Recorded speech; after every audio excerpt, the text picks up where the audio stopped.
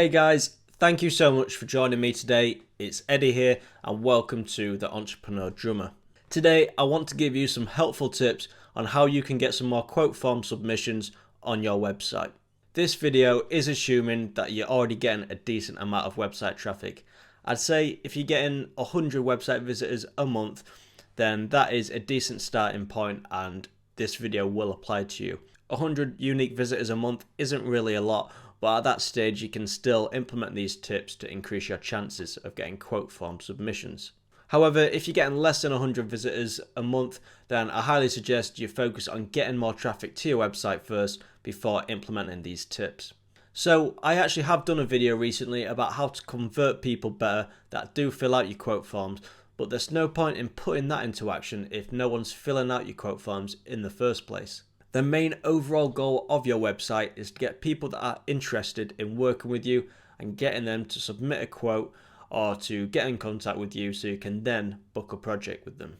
I've talked about this before, but the main mistake that I see people doing is talking on and on and on about themselves, how great they are, everything that they can do, and it's just really boring to read, to be honest.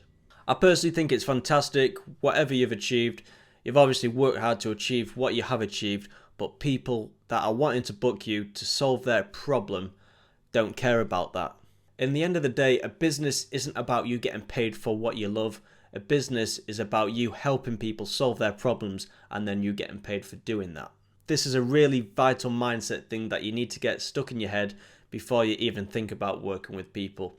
You are there to solve a problem and to help people, so you need to make your website geared towards exactly just that. By all means, you need to briefly explain what you do, but I see these massive bios and paragraphs that go on and on and on. Most people don't have the attention span to read through 2 or 3 big paragraphs about what you've done with your life and where you've gone to school and where you've studied and at what age you started drumming. People that want to work with you don't need to know that. They just need to know that you're good at what you can do and you can help them solve their problem. So basically, at the top of your page, the first thing they should see is a sentence or two about what you do and how what you do can directly benefit or help the person that's visited your website. Then below that, you need a good call to action button which says book now or get a quote or schedule a call. Something along them lines that gets that person that's visited your website to take action. If people don't see these 3 elements within the first 5 to 10 seconds of opening your website up, then most of them will leave because they don't know exactly what you do and therefore they won't know how your services will benefit them in any way. I've read this in a book called Building a Story Brand by Donald Miller. I've actually talked about it in a video before and I'll link that below in the description if you want some more detailed information about that. There's also 2 kinds of forms you can have on your website, and that is short friction and long friction forms. A short friction contact form is essentially a contact form that has 1 to 3 elements. So this could be just your email address, it could be your email address and your name. As long as it has less than 3 parts to it, then in my eyes that is short friction, and that means because it's short friction and there's not a lot to fill out, then people are more inclined to fill it out. If you are not getting a lot of quote form submissions on your website, then you need to go down this route. This is because long friction quote forms are for people that are getting a massive inrush of form submissions on the websites.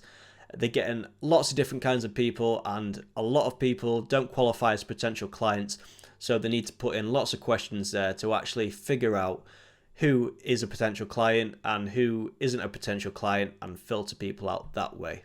If you're not getting a whole lot of quote form submissions on your website, then you need to focus on getting as many as possible, and you can only do that by having a short friction form. When people go from long friction to short friction forms and they clear out a load of questions, then people generally do get a lot more submissions and it makes a massive difference. But you might think, oh, so what do I do though with just a name and an email? How do I know what that person wants? Well, them giving you your email is the first step in them becoming your client.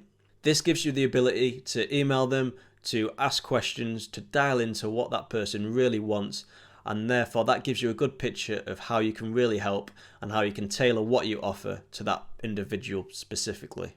If you can put the time in later to email rather than asking all the questions up front in this quote form submission, you're going to get more people coming to you, you're going to get more leads, and that's going to give you more chance of landing clients. Going back to your call to action button now, this needs to be a different colour button compared to the rest of your site, something that stands out, and the text inside that button needs to be bigger than the average text on the website. Your whole website focuses to this one main call to action, and your main goal of this website is to get people to click on that button and to fill out whatever form it is on your website, so then you can then develop that relationship, that contact, into a project in the future. If your call to action button doesn't stand out, it doesn't look appealing, then people aren't going to click on it, and the whole point of your website is gone, and it's basically not doing anything. So it's important that you have a big bright call to action button that's straight to the point and has large text that appeals to the person that comes onto your website. I'd also recommend repeating this call to action throughout your website after every major section. So I personally do it at the top of my website, like I said. I'd do it after my reviews as well, and then I'd do it again at the bottom. If you have any other call to actions on your website, such as a mailing list or a newsletter that people can sign up to, then make sure the button and the text for these call to actions are smaller and a different colour or a less vibrant colour than your main call to action. You don't want to give people too many options because you'll confuse them and they'll end up leaving your website. Make sure that your main call to action, the one that gets people to fill out your quote forms, is bigger and brighter than everything else.